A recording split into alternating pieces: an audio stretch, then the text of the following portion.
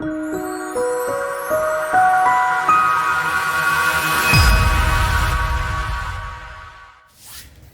morning.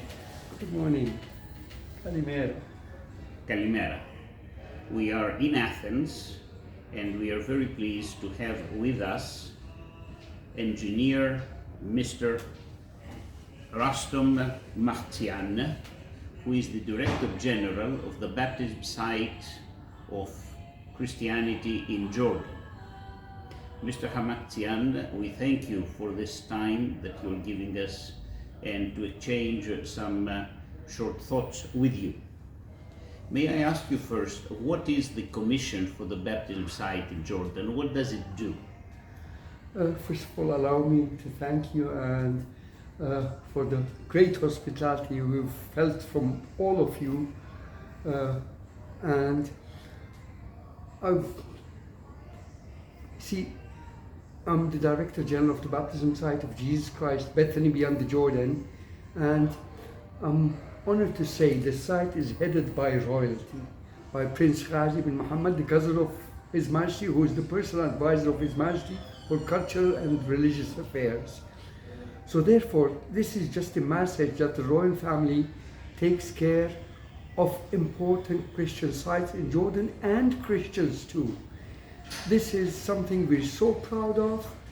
Without their custodianship, without their care to the baptism site, we would never have achieved what's been achieved by now.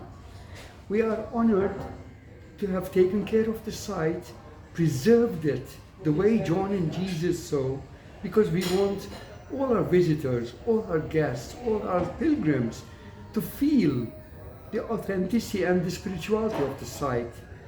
When we visit special sites such as the place where Elijah was taken up to heaven and his servant Elisha received the prophecy, and John came and lived in a simple cave baptizing the believers, waiting for the arrival of Jesus Christ. People can go, pilgrims can go along the spring of John the Baptist that gets closer to the catchment area of the River Jordan, where we have remains of 5 churches built in memory of the baptism of Jesus Christ. I'd like to add that these churches are uniquely designed and 3 of them were built in Islamic period too. This also shows how we live in Jordan in peace and harmony, as Bishop Christos of Philadelphia yesterday has mentioned in a meeting yesterday evening. So the baptism site of Jesus Christ is not only the place where John started his mission and Christianity started, that it has great messages for mankind, specifically interfaith harmony and building bridges of love and peace between mankind. That, in short, is the baptism site of Jesus Christ. This is very interesting, which you mentioned. What is the occasion and what are the activities for your trip to Greece this time? Well, we are honored to have met with church leaders, and this time was distinct because the ambassador of the Hashemite Kingdom of Jordan attended all the meetings, and from Greece we had representatives of the Ministry of Tourism too. So therefore, the collaboration and the memorandum of understanding that was signed between the church leaders and Jordanian Tourism Board, the Holy Synod, and the Jordanian Tourism Board is taking effect, and we are following what we have in the MOU. So therefore, we had many visits. Either we came to Greece, Athens, Thessaloniki, and vice versa. Farm trips were arranged for, because not only do we have the baptism site of Jesus Christ, but we have so many sites linked with important events, biblical events that took place in the Hashemite Kingdom of Jordan. Let's not forget, Jordan is an integral and important part of the Holy Land. Now, this trip, your visit. Yeah, the visit itself is actually continuing our collaboration, coordination, cooperation, and hopefully we will be able to invite people from the church and the Ministry of Tourism for a special occasion we're celebrating in January 2024, which is the Silver Jubilee of two very special occasions in Jordan. His Majesty's Silver Jubilee on the throne, moreover, the Silver Jubilee of celebrating Epiphany or Theophania in the baptism site of Jesus Christ. This in January 2024, specifically on the 26th of January, the Greek Orthodox Church will celebrate Epiphany at the baptism site of Jesus Christ.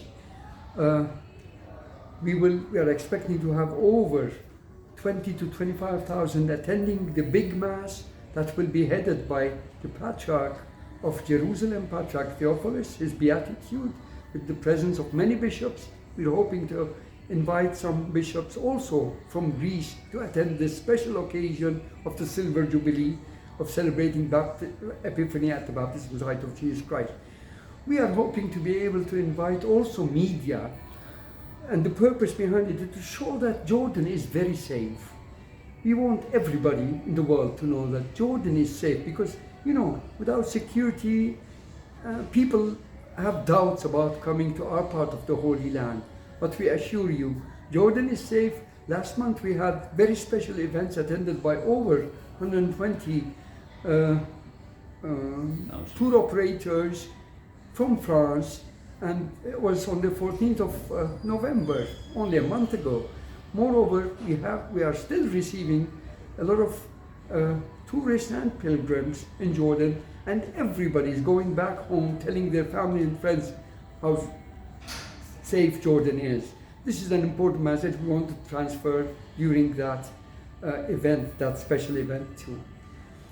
Let me ask you, just as a side question, approximately how many visitors in normal years do you receive at the baptism site? Well, you know, COVID, of course, was not good. No, the best numbers. Normal year. In a normal year.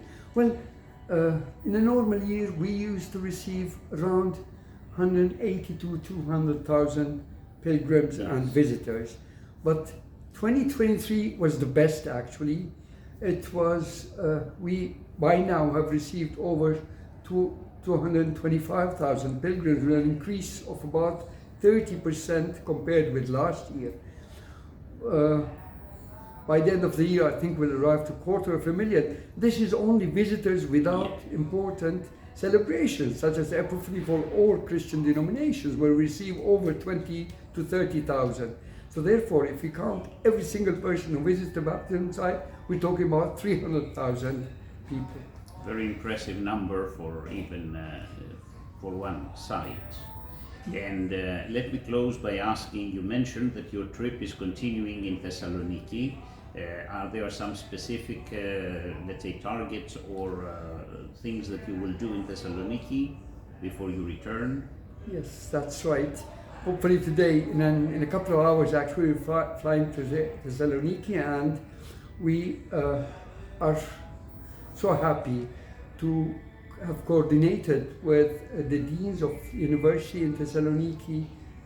I'm going to have a lecture for about 1 hour to talk about how important Jordan is as an integral part of the Holy Land. Moreover, we're hoping to cooperate in sending students either from Thessaloniki to Jordan or the other way around to get them acquainted with what we have in Jordan.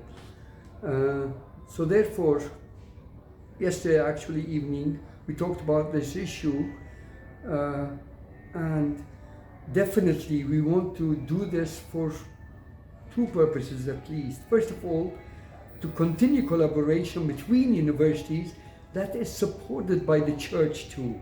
I always say, teamwork leads to success. If we together work as a team, and that I'm so proud to say we are doing it by now, we will make sure the cooperation and coordination will continue in the future.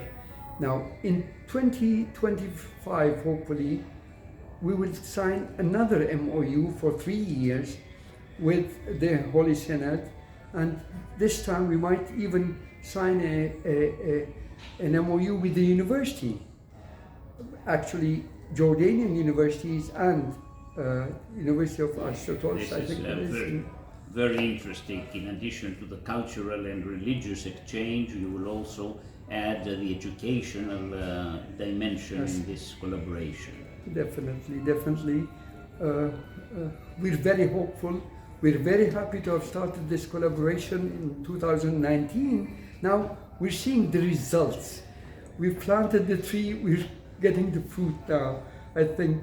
And always we insist that without peace and building bridges, we won't be able to achieve this. We have successfully had the foundations, laid the foundations for this collaboration and coordination and cooperation.